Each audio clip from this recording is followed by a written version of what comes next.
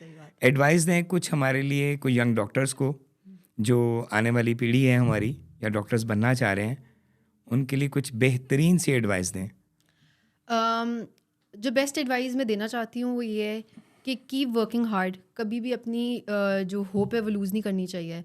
बहुत tough times आते हैं, आप किसी भी किस्म का काम क्यों नहीं कर रहे हैं, बेशक वो मेडिकल रिलेटेड है या नॉन मेडिकल फील्ड के लिए है, अगर आपके अंदर एक मोटिवेशन है, इंथुजियाज़म है और एक हार्ड वर्क जो है वो बहुत इंपॉर्टेंट है। तो अगर ये तीनों चीज़ों को आप कॉम्बिनेशन लेके चलेंगे तो इंशाल्लाह जो है वो बहुत फ़ायदा होगा।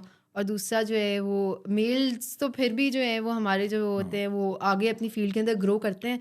फीमेल्स अनफॉर्चुनेटली क्योंकि उनके ऊपर हमेशा ये एक प्रेशर कहते हैं कि है कि शादी हो जाएगी, बच्चे हो जाएंगे, कैसे मैनेज करो।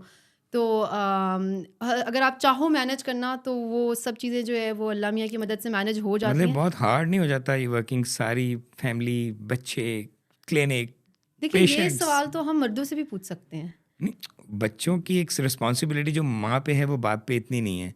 औरतों के लिए काम करना वैसे ही बहुत मुश्किल होता है। इस मतलब इतने बड़े प्लेटफॉर्म पे मर्दों को तो कोई इशू नहीं है, पर औरतों के लिए डॉक्टर बनना, स्टडीज़ करना, टाइम निकालना, ये बहुत मुश्किल नहीं हो जाता? देखिए हमने ये सारी चीज़ें ना इंड्यूस की हुई हैं औरतों में, ये बात उन्हें कह कह कर हाँ, कह कर कि सही कहते हैं। आप औरत हो तो आपसे तो ये नहीं हो पाएगा या आप सही ये कहते हैं। स्ट्रेस नहीं ले सकते हो।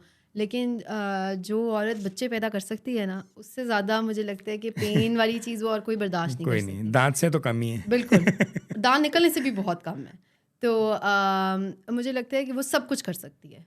It's just in our head.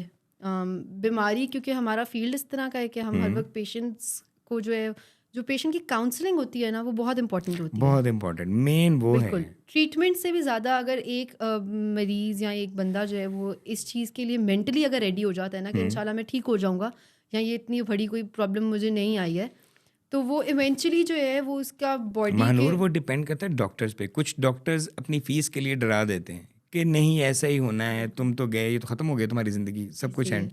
और कुछ डॉक्टर ऐसी काउंसलिंग करते हैं कि उसको समझ आ जाती है कि ये तो बात ही कोई नहीं। हौसला देना बहुत बड़ी बात हो जाती है।